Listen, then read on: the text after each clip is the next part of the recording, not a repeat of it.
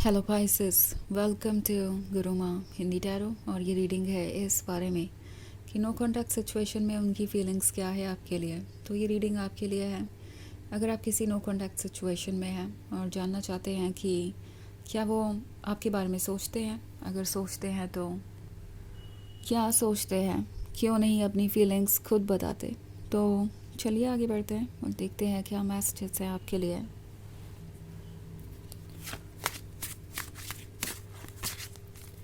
Messages for Pisces.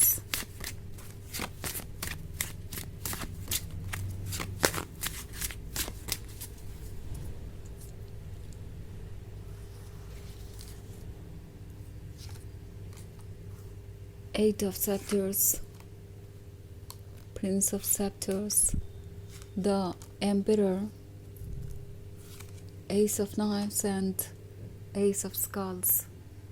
Okay. तो हमारे पास है द एम्परर।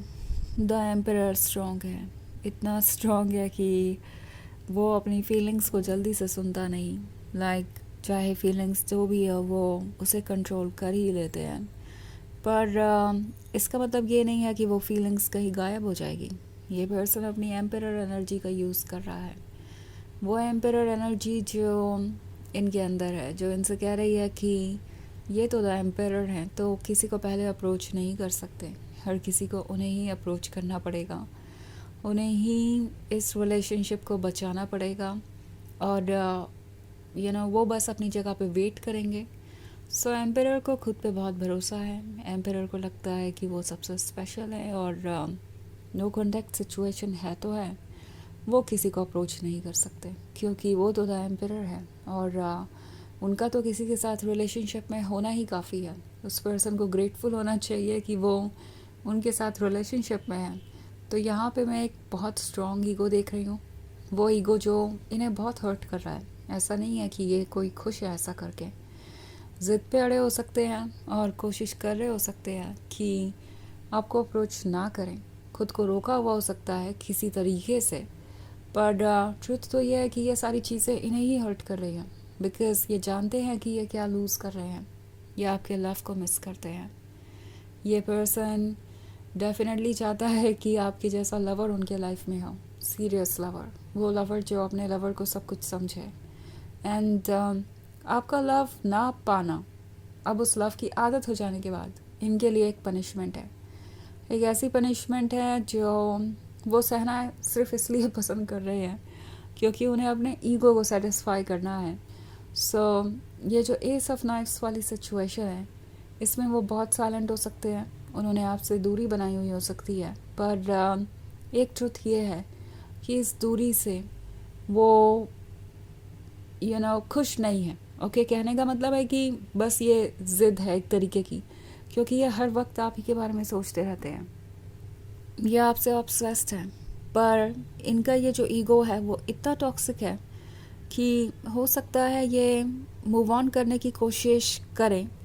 मतलब खुद को ये कहने की कोशिश करें कि चाहे जो भी इमोशंस हैं उनके आपके लिए, उन्हें उसे भूल कर आगे बढ़ना होगा।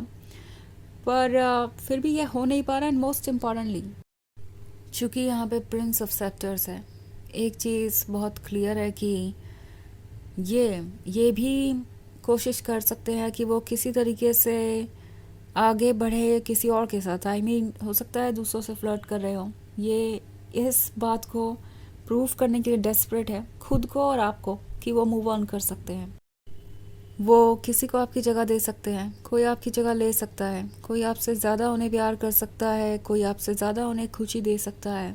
वो खुद को ये शो करना चाहते हैं कि उनसे कोई गलती नहीं हुई है। अगर कोई उन्हें अप्रोच नहीं करता है तो वो पर्सन बहुत बड़ी गलती कर रहा है उन्हें लूज़ करके। मगर वो किसी को लूज़ करते हैं ना अप्रोच करने से, तो ये उनकी गलती नहीं है। कोई बहुत स्टबन हो गया, एक तरीके के डिल्यूजन में जी रहा है। और आपको हो सकता है वो ये शो भी करना चाहें कि वो आपके बिना खुश हैं। मतलब किसी तरीके से आप तक ये न्यूज़ पहुंचा सकते हैं, या हो सकता है अगर आप सोशल मीडिया पे कनेक्टेड है तो कुछ ऐसा शो करेंगे जिससे आपको ऐसा लगे कि वो मूव ऑन कर रहे हैं, किसी और के साथ खुश है या रिलेशनशिप में है। कोई जानबूझ के आपको जेलस फील कराने की कोशिश कर सकता है। एंड खुद से भी झूठ बोल रहा है, कोशिश कर रहा है कि खुद को किसी भी तरीके से ये प्रूव करें कि वो आपके बिना रह सकते हैं, क्योंकि एम्परर को इस बात का बहुत बुरा लगा है कि वो आपको इतना मिस कर रहे हैं।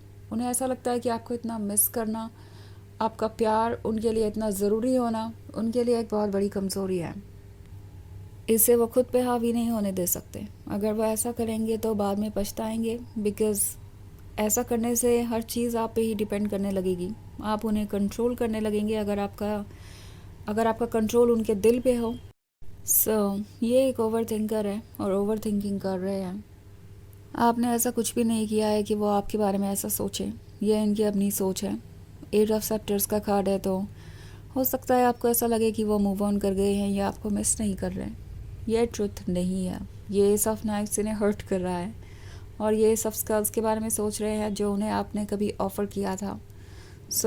अभी तक तो आपकी जगह कोई ले नहीं पाया। हालांकि वो कोशिश कर रहे हैं कि वो अपने लिए आपके जैसा पर्सन ढूंढ लाएं या फिर आपसे भी अच्छा कोई ढूंढ लाएं। कुछ ऐसा ही चल रहा है इस वक्त। इस पर्सन को ऐसा लगता है जैसे उन्हें अपने ईगो को बचाना ही होगा, किसी भी हाल में, किसी भी तरीके से ये प्रूव करना ही होगा कि उनसे कोई गलती नहीं हुई है, उनसे कुछ भी ऐसा नहीं खोया है जो वो ज़िंदगी भर रिग्रेट करेंगे। वो कभी भी आपको रिप्लेस कर सकते हैं और आपके बिना खुश रह सकते हैं। आपसे कोई और अच्छा उन्हें मिल सकता है जो आपसे ज़्यादा उन्हें प्यार करे। इस तरह की मेंटालिटी है फ़िलहाल। वैसे ये एक जनरल रीडिंग है, तो ये सबसे रेजोनेट नहीं करेगी। एनर्जी रिवर्स हो सकती है अगर आप क्रॉस वॉचर हैं।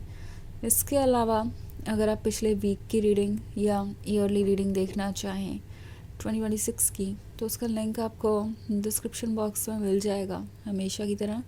तो चलिए आगे बढ़ते हैं और देखते हैं और क्या मैसेजेस हैं आपके लिए। Messages for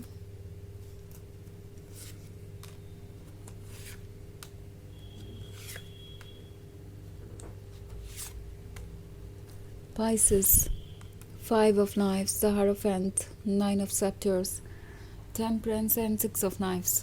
Okay. तो 5 ऑफ नाइफ्स हेल्पलेसनेस को दर्शाता है। फ़िलहाल तो ये अपने ईगो के कंट्रोल में है। ये जो डार्क शैडो आप देख रहे हैं बैकग्राउंड में, ये इनके ईगो को दर्शाता है जो इन्हें ही हर्ट कर रही है। बिकॉज इस ईगो की वजह से वही प्यार से दूर हो रहे हैं, वही अंदर अंदर इस बात को लेके घुट रहे हैं कि उन्हें आपके जैसा कोई और नहीं मिल सकता और कोई उन्हें वैसा लव ऑफ़र नहीं कर सकता। तो जितना ज़्यादा वो खुद को ये प्रूव करने की कोशिश कर रहे हैं कि उन्हें आपसे ज़्यादा अच्छा कोई मिल सकता है, उतना ही ज़्यादा ये प्रूव करते जा रहे हैं कि नहीं, ये आपके बारे में था कि आप उन्हें इतना प्यार करते थे। ये उनके बारे में नहीं था, क्योंकि शुरुआत में इनका ईगो इनसे कह रहा था कि वो तो द एम्परर है और इसीलिए आप उनसे इतना प्यार करते हैं। पर अब तक उन्हें यह बात समझ में आ गई है कि ये आपका दिल बड़ा होने के बारे में था, ना कि उनके बारे में। तो अब जो हायरोफेंट की आवाज़ है वो स्ट्रॉन्ग होती जा रही है और इसी हायरोफेंट से आपका पर्सन भागना चाहता है, क्योंकि यह हायरोफेंट उन्हें सच बता रहा है कि वो उतने भी स्पेशल नहीं है जितना कि वो खुद को समझते हैं। ऑल्सो 9 ऑफ सेप्टर्स का कार्ड है, तो ये मिस कर रहे हैं पुरानी बातों को, आप दोनों का मिलना, जो भी ब्यूटीफुल मोमेंट्स आप दोनों ने साथ में बिताए, क्योंकि उन्हें उस लव की ज़रूरत है जिस लव तक वो पहुंच नहीं पा रहे हैं अपनी ही ईगो के वजह से। 6 ऑफ नाइफ्स का कार्ड है, तो आपको दूर से वॉच कर रहे हैं बिकॉज उनका आपको देखना ज़रूरी है और इससे उन्हें किसी तरीके का सुकून मिलता है। तो चलिए आगे बढ़ते हैं और देखते हैं आपके लिए ऑरेकल मैसेज क्या है।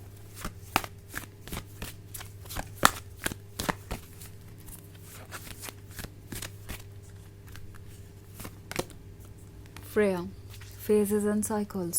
There is a beginning within every ending. Illusions are revealed and released.